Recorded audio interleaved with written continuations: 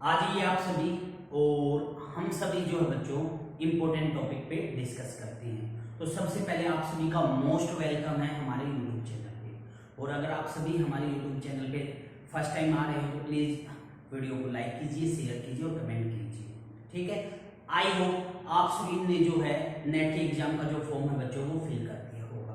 और वो स्टूडेंट जिन्होंने जो है नेट के एग्जाम का फॉर्म फिल नहीं किया है उन सबसे मेरी रिक्वेस्ट है, आप ये वेट मत कीजिए कि लास्ट डेट का हम वेट करेंगे। आप सभी जो है फॉर्म को फिल कर दीजिए, क्योंकि बाद में क्या होता है बच्चों, सर्वर के अंदर प्रॉब्लम रहती है, सर्वर डाउन रहता है। ओके, और टॉपिक को जैसा कि हम हर बार करते हैं, टॉपिक को स्टार्ट करने से पहले मैं कुछ आपको एक इम्पोर्टेंट बात बताना चाहूंगा, मोटिवेशनल, ताकि उससे क्या है आपके अंदर एक जुनून आए और फिर हम सीखेंगे हमें कैसे तैयारी करनी है। देखो फ्रेंड्स, अगर हम बात करें किसकी, बीज की, क्या कोई भी जो छोटा बीज होता है, ठीक है, क्या कोई भी छोटा बीज है वो पौधा बनना चाहता है, तो सबसे पहले जो इंपॉर्टेंट पहलू होता है वो क्या होता है कि वो जो बीज है वो खुद जो है वो पौधा बनना चाहता है या नहीं, ठीक है। यानी कि खुद की इस इच्छा शक्ति, क्या खुद का सेल्फ कॉन्फिडेंस। कोई भी चीज है, कोई भी पौधा है, उसको अगर क्या बनना है, पेड़ बनना है, तो सॉरी पौधे को, किसी भी बीज को क्या बनना है, पेड़ बनना। तो सबसे पहले इंपॉर्टेंट जो पहलू होता है ना बच्चों, वो क्या होता है, सबसे पहले वो खुद चाहता है या नहीं, वो खुद ग्रो करना चाहता है या नहीं। फिर क्या चीज इंपॉर्टेंट है, सनलाइट इंपॉर्टेंट होती है। फिर क्या इंपॉर्टेंट है, पानी इंपॉर्टेंट है। फिर क्या इंपॉर्टेंट है, खाद इंपॉर्टेंट है। ये सभी चीजें जो है उसको अगर प्रॉपर मात्रा में मिलती है तो वो क्या बनेगा, वो क्या बन जाएगा बच्चों, पेड़ बन जाएगा। लेकिन कैसा होता है कि किसी भी बीज को डालो, क्या हर एक बीज को पौधा पर पेड़ बनाया जा सकता है, तो मेरा जवाब होगा नहीं। आपने देखा होगा जो कृषि से लिंक है, जिनको खेती के बारे में नॉलेज होगी, पता होगा कि बहुत सारे हमने बीज डाले और वो उगे ही नहीं। क्यों? क्योंकि जब तक क्या है, बीज का सेल्फ कॉन्फिडेंस जब तक वो खुद नहीं चाहेगा ग्रो करना, तो और कोई कर ही नहीं सकता। जो सबसे पहले जब कभी भी क्या है, हमें किसी भी फील्ड में आगे बढ़ना है, सबसे पहले इंपॉर्टेंट होता है हमारा सेल्फ कॉन्फिडेंस, कि हमारे अंदर सेल्फ कॉन्फिडेंस है या नहीं, हम आगे चाहते भी है या नहीं बढ़ना। अगर आप आगे बढ़ना नहीं चाहते, आपके ऊपर कितना भी हार्डवर्क कर लो, आप आगे नहीं बढ़ सकते, आप कुछ नहीं कर सकते, ठीक है। अब क्या बीज, जो बीज होता है वो तुरंत पेड़ बन जाएगा, अचानक बन जाएगा नहीं, उसको बहुत सारे कष्टों को झेलना पड़ता। बीज को क्या पहले फटना होता, उसके अंदर से धीरे धीरे धीरे उसको ग्रो होके बढ़ेगा, उसको धूप को भी सहन करना होगा, हर एक चीज को सहन करना होगा। यानी कि कहने का मीनिंग ये है, अपने आप को तपाना पड़ेगा, क्या बीज को अपने आप को तपाना पड़ेगा, तब वो जो है पेड़ के अंदर कन्वर्ट होगा। ये नहीं है कि रातों रात के अंदर कन्वर्ट हो जाए। तो सबसे पहले जो इंपॉर्टेंट बात है किसी भी बीज की, क्या पेड़ बनने के लिए सबसे पहले खुद का सेल्फ कॉन्फिडेंस, उसके अंदर खुद ये होना चाहिए, हाँ मुझे पेड़ बनना है। अगर वो चाहता ही नहीं है पेड़ बनना, आप कितनी भी मेहनत कर लो उसके ऊपर वो पेड़ नहीं बन पाएगा। अच्छा, दूसरी इंपॉर्टेंट बात होती है बच्चों सनलाइट। क्या दूसरी इंपॉर्टेंट बात होती है, उसको प्रॉपर मात्रा में सनलाइट मिलनी चाहिए। क्या मिलनी चाहिए, प्रॉपर मात्रा में सनलाइट मिलनी चाहिए, ठीक है। इसी को मैं स्टडी से लिंक करके कहूंगा। सबसे पहले आप क्या मानो, आप जो हो ना, आप एक बीज हो, ठीक है। आप क्या चाहते हो, आप कॉलेज का प्रोफेसर बनना चाहते हो, आप कॉलेज के अंदर टीच करना चाहते हो, ठीक है। तो सबसे पहले तो आपका जो टारगेट है बच्चों, सबसे पहले तो आपकी इच्छा शक्ति, अब जैसे नेट का है, अभी आपको टारगेट क्या है, नेट को क्वालिफाई करना है, तो सबसे पहले जो आपका है सेल्फ कॉन्फिडेंस, आप चाहते हो या नहीं, क्या आप खुद ग्रो करना चाहते हो या नहीं, आप नेट निकालना चाहते हो या नहीं। अगर आपके अंदर इच्छा ही नहीं है, मुझे क्या जरूरत है, कोई नहीं निकलवा सकता। आप, या आपके अंदर क्या है, कॉन्फिडेंस ही नहीं है, आपके अंदर इच्छा शक्ति ही नहीं है, आपका कोई नहीं कर सकता। क्यों? क्योंकि बीज जब तक खुद नहीं चाहेगा ग्रो करना, कोई उसको ग्रो नहीं करवा सकता। सिमिलरली जब तक आप नहीं चाहोगे कि आपको नेट निकलवाना है, और कोई नहीं कर सकता। आपका सबसे पहले आपका खुद का सेल्फ कॉन्फिडेंस ही होना चाहिए, सर जो है मुझे निकालना है, और मुझे अगर प्रॉपर मात्रा में एवरीथिंग मिलेगा, जैसे पौधे बीज को क्या मिलता है, सनलाइट की जरूरत है, खाद की जरूरत है, और तीसरा पानी की जरूरत है। सिमिलरली आपको भी क्या है, सनलाइट का मीनिंग क्या है, आपको प्रॉपर गाइडलाइन, आपको प्रॉपर वे से पढ़ाया जाना। अगर आपको प्रॉपर वे से पढ़ाया गया, क्या नेट निकल जाएगा? तो मैं कहूंगा ना ना ना, तीनों चीजें होनी चाहिए। जैसे किसी भी बीज को ग्रो करने के लिए 3 चीज चाहिए, वैसे ही नेट को निकालने के लिए तीनों चीजों की जरूरत होती है। अब बच्चा करता क्या है, सिर्फ वो डिपेंड होता सनलाइट, सिर्फ सनलाइट दे दो उसको और वो ग्रो कर जाए, पेड़ बन जाए, ऐसा नहीं होता। और फिर ये कह देंगे सनलाइट तो दिया था, ग्रो नहीं हुआ। सिर्फ सनलाइट से ग्रो होता हो बच्चों, तो फिर तो हर एक जगह पेड़ ही पेड़ हो जाए। समझ रहे हो?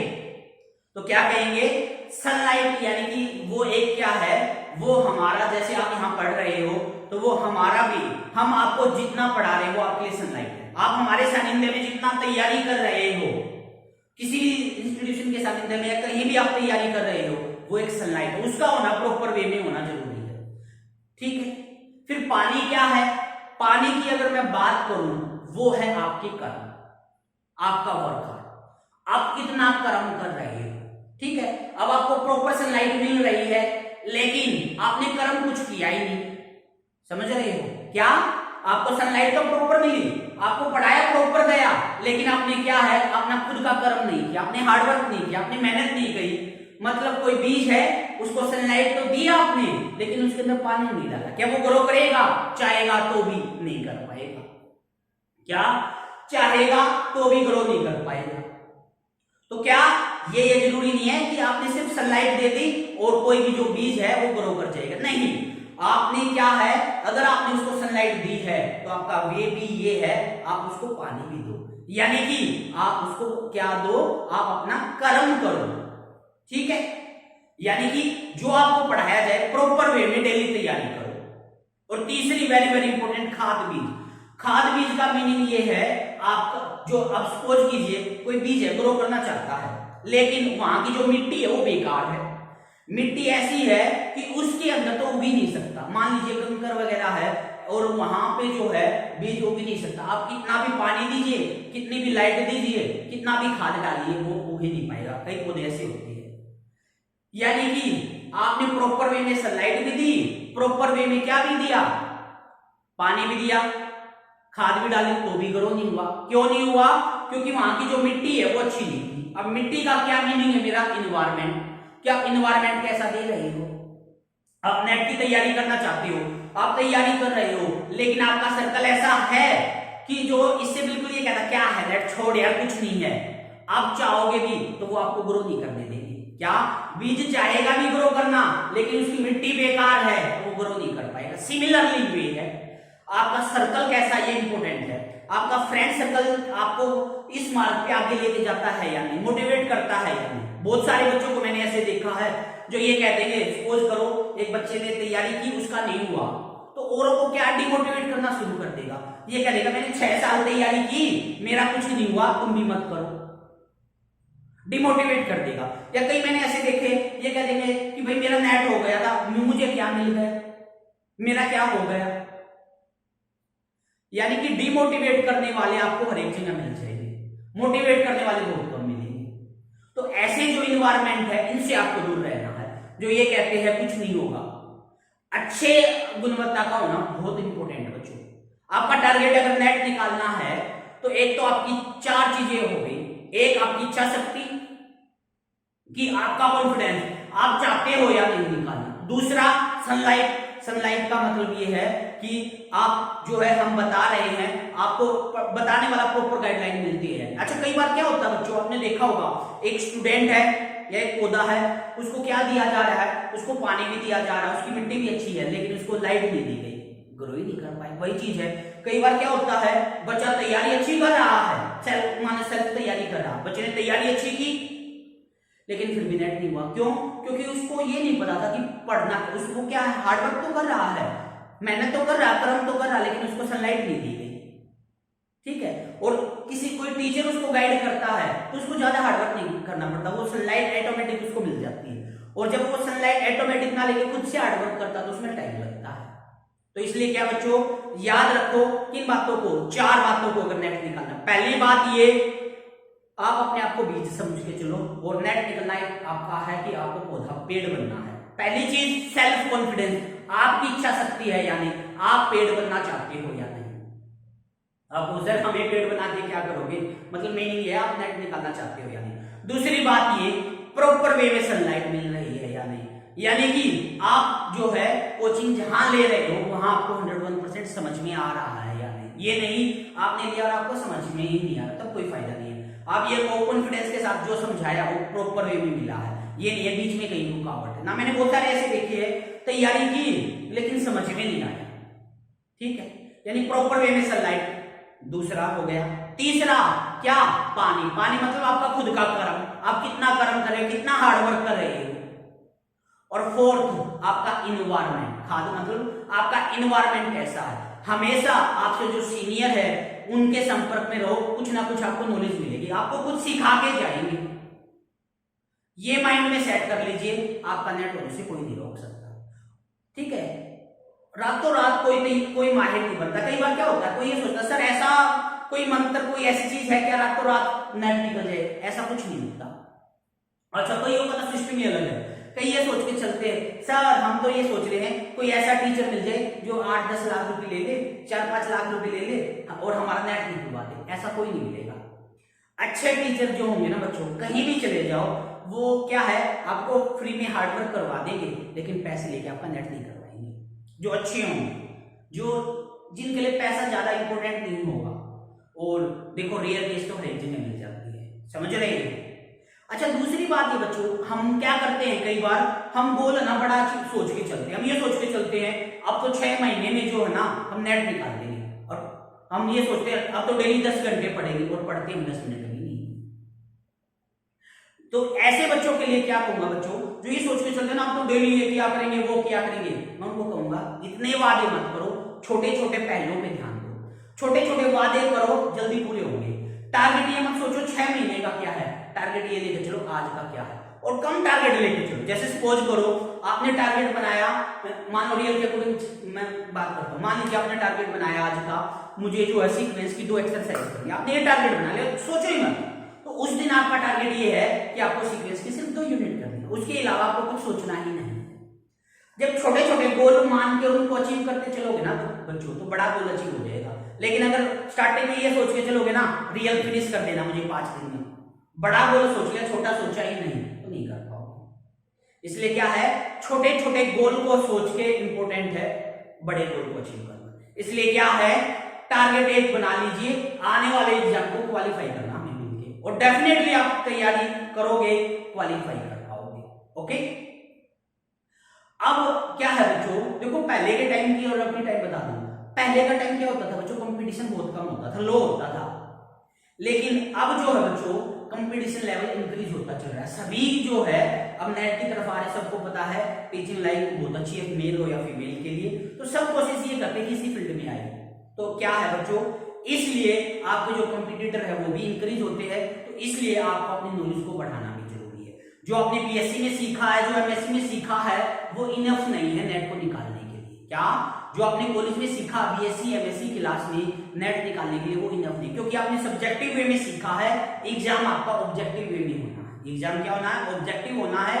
और वहां आपको कम से कम टाइम, 3 घंटे का टाइम, आपको 3 घंटे में आपको बीएससी एमएससी का जो है पूरा आपको वर्क करना है। तो इसलिए क्या बच्चों, अच्छे से मेहनत कीजिए। अच्छा, अब बहुत अच्छा दौर है। पहले हम बात करें तो पहले बच्चों को नहीं पता, पहले ये कहा जाता था कि एमएससी के बाद नेट की तैयारी करना, लेकिन अब बच्चे समझदार हो गए हैं। जैसे ही वो एमएससी बीएससी पास आउट करते हैं ना बच्चों, नेट की तैयारी शुरू कर देते हैं। अदरवाइज क्या है, मैं बहुत सारे बच्चों को ऐसे जानता हूं, बीएससी कर लिया उन्होंने, क्या कर लिया उन्होंने, बीएससी कर लिया, फिर वो टीचर से गाइड करते हैं सर मैं क्या करूं, फिर उनको बताया जाता है आप जैम की तैयारी करो। किसकी तैयारी करो, आईआईटी जैम की तैयारी करो।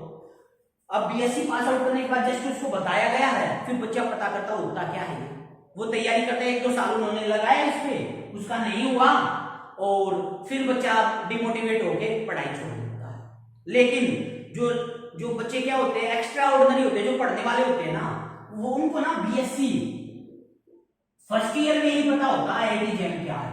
बीएससी फाइनल ईयर में आने से पहले ही वो सेकंड ईयर से इसकी तैयारी शुरू कर देते हैं कि जैसे बीएससी क्लियर होगी ना तो वो अपने किस पे फोकस रखेंगे, जैम पे फोकस रखेंगे और अपना। अच्छा, जैम से होता क्या बच्चों, जिनको नहीं पता बता देता हूं, जो बच्चा आईआईटी से क्या बच्चों, जो स्टूडेंट आईआईटी से मास्टर डिग्री या फिर पीएचडी करना चाहता है, इंटीग्रेटेड पीएचडी करना चाहता है, उनके लिए जैम होता है। यानी मास्टर डिग्री बीएससी के बाद अगर आप एमएससी करना चाहते हो आईआईटी के लिए तो उसका जैम का टेस्ट होता है। ठीक है, अब वही चीज स्टूडेंट क्या है, बीएससी, चलो जिस स्टूडेंट को पता ही नहीं है जैम के बाद, स्टूडेंट क्या हुआ, बीएससी के बाद चला गया बच्चों एमएससी क्लास में। अब एमएससी क्लास में जैसे बीएससी के बाद डायरेक्ट एमएससी में जाता ना, जो कुछ भी समझ में नहीं आता स्टार्टिंग में, अगर मैं बात करूं, क्यों, कॉलेज में अच्छे से एक्सप्लेन नहीं किया जाता और नोट्स से समझ में नहीं आता सिलेबस से। अब बच्चा क्या है, सोचता है यार मैथ तो बहुत मुश्किल है, बहुत टिपिकल मैथ तो मुझे लेना ही नहीं है। और जिन बच्चों को समझ में आ रहा है, अब उनको उनका टारगेट सिर्फ एमएससी है।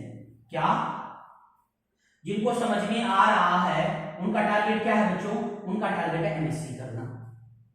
अब एमएससी पास आउट हो गए, एमएससी पास आउट होने के बाद अब उनको बताया, अब वो क्या जाएंगे, कॉलेज में गए, उनको बताया जाता है कि नेट कंपल्सरी है, आपको अगर कॉलेज में प्रोफेसर बनना है तो नेट चाहिएगा।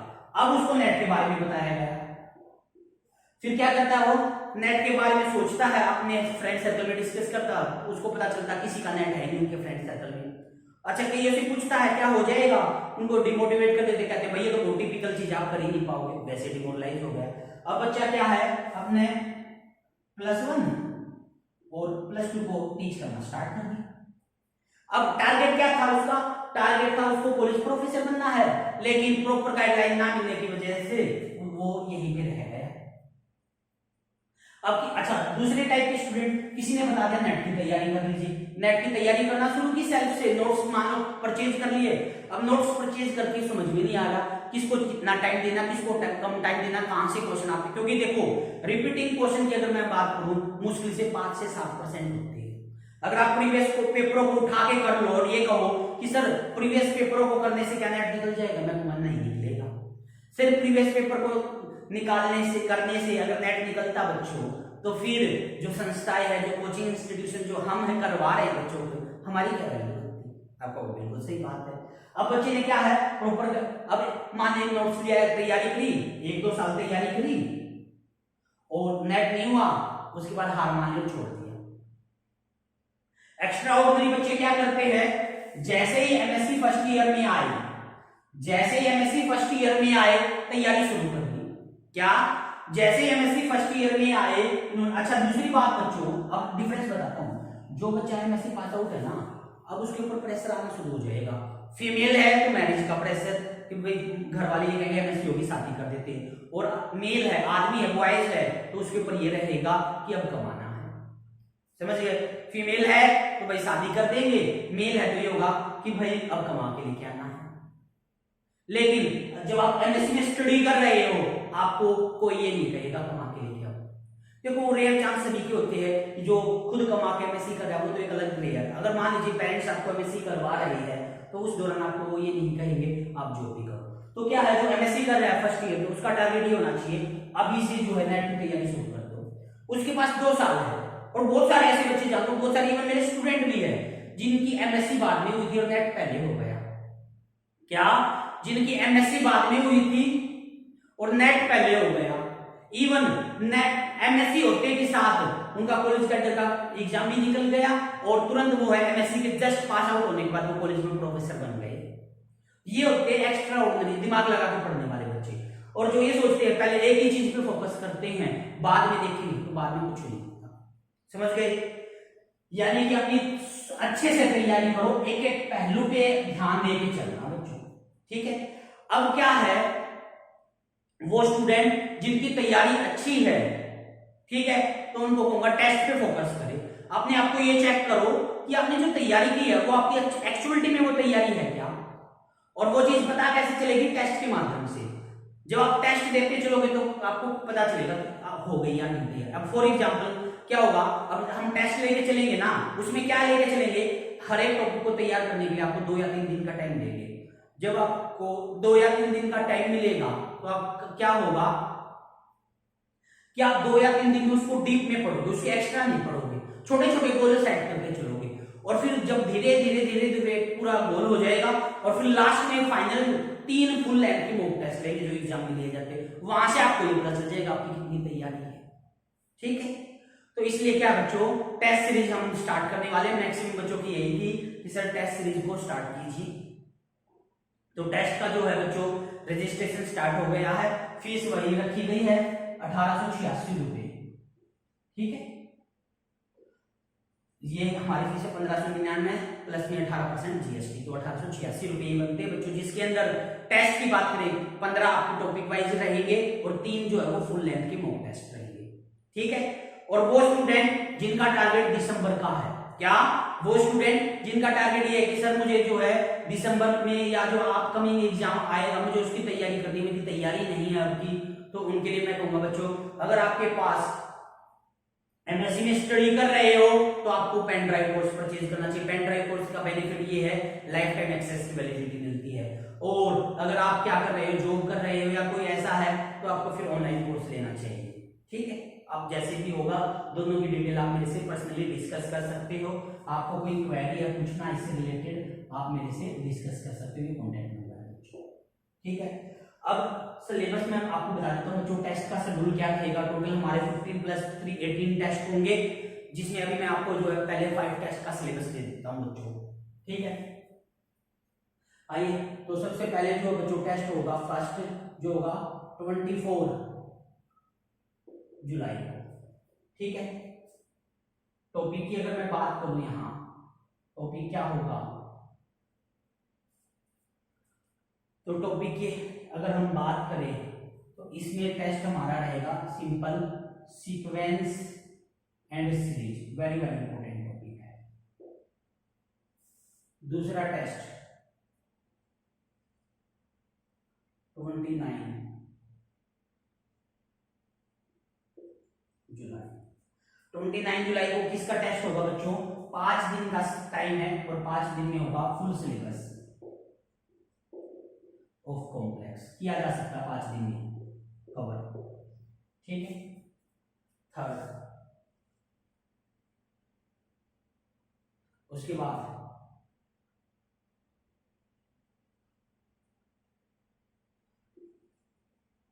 3 अगस्त को टेस्ट जो रहेगा बच्चों आपका, वो आपका टेस्ट रहेगा किसका, लीनियर का। Topic matrix determinant,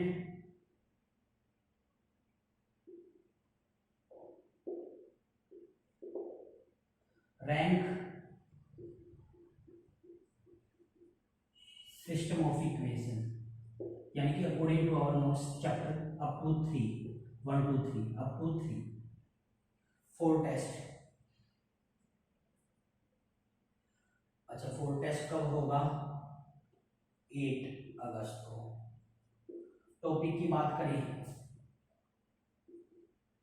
full syllabus of OD, OD का पूरा सिलेबस कर लेना आपको 5 दिन में आप तैयार कर सकते हो। अच्छा, एवरी टेस्ट की 2 से 3 दिन की वैलिडिटी रहेगी, 2 से 3 दिन के अंदर आप तैयार करके कभी भी दे सकते हो।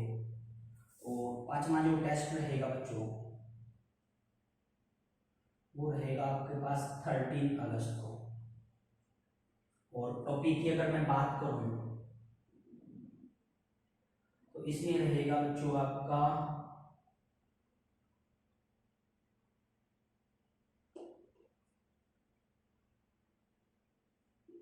एलपीपी प्लस, छोटे टॉपिक दे रहा हूं, मार्को चैन प्लस सीओपी। ये एलपीपी 1 दिन का टॉपिक है, मार्को या ये दे दूंगा आपको, चलो ये दे देता हूं, एलपीपी प्लस मार्को चैन, ठीक है। इससे क्या होगा बच्चों, जब आप छोटा छोटा गोल लेके चलोगे ना, आपका टारगेट क्या होगा, छोटा छोटा गोल लेके चलोगे, डेफिनेटली आप जो है पूरी तैयारी कर जाओगे। और आप ये सोचोगे कि एक ही बार में पूरा करने की, एक ही बार में पूरा कुछ नहीं कर पाओगे। इसलिए टारगेट क्या है, आज से ये टारगेट बना लो, मुझे तैयारी करनी है और मुझे नेट निकालना है, ठीक है। जिन स्टूडेंट का टारगेट, फिर मैं वही बोल देता हूँ रिपीट। अच्छा, कई स्टूडेंट ये है जिनका ये है कि क्रैश कोर्स लेना। अब हमारा क्या बच्चों, वो स्टूडेंट जिनकी तैयारी अच्छी है लेकिन एक बार रिपीटिशन करना चाहते हैं, तो उनके लिए फुल कोर्स प्लस टेस्ट। क्या बच्चों, फुल कोर्स प्लस में टेस्ट, ठीक है। ये जो है ओनली 15,000 इसकी फीस रखी गई है, जिसमें पूरा कोर्स आपको प्लस में टेस्ट सीरीज रहेगी, जिसकी क्या है, जिसकी जो है 45 डेज की वैलिडिटी रहेगी। 45 डेज में आपका जो है आपको कंप्लीट कोर्स करवा दिया जाएगा। वो करना चाहते हो आप वो भी कर सकते हो। और जिनका ये है ऑनलाइन कोर्स करना है, अच्छा ऑनलाइन कोर्स में आपको क्या क्या मिलेगा, आपके वीडियो लेक्चर होंगे, आपकी लाइव क्लासेज रहेगी, टेस्ट सीरीज रहेगी, और दूसरा क्या है बच्चों, स्टडी मटेरियल रहेगा। स्टडी मटेरियल आपको कोरियर किया जाएगा, ओके। और फिर भी अगर आपकी कोई क्वेरी है आप मेरे से डिस्कस कर सकते हो, ओके। आई होप आप सभी इन टेस्टों की प्रॉपर वे में तैयारी करने वाले हो, आप सभी हार्डवर्क करने वाले हो। आप अगर हार्डवर्क नहीं करोगे बच्चों, आपका नेट नहीं निकल सकता, ठीक है। इसलिए हार्डवर्क कीजिए, मेहनत कीजिए। और आप जो है हमारी जो क्लास है बच्चों, वो कहाँ से, हमारी ऐप है Mudgil academy of mathematics, play store से आप डाउनलोड कर लीजिए। और सेपरेट टॉपिक, अगर आपको कोई ये लगता है कि सर मेरा ये टॉपिक वीक है, आप सेपरेट टॉपिक का कोर्स भी हमसे परचेज कर सकते हैं, ओके। आई होप आप सभी अच्छे से तैयारी करने वाले हैं, ओके फ्रेंड्स। मिलते हैं हम सभी इन टेस्ट के अंदर और तैयारी करते हैं आप सभी मिलके। और टारगेट एक ही कि आने वाला जो एग्जाम है उसको हमें क्वालिफाई करना है, okay friends. All the best, मिलते हैं हम सभी। Thank you friends.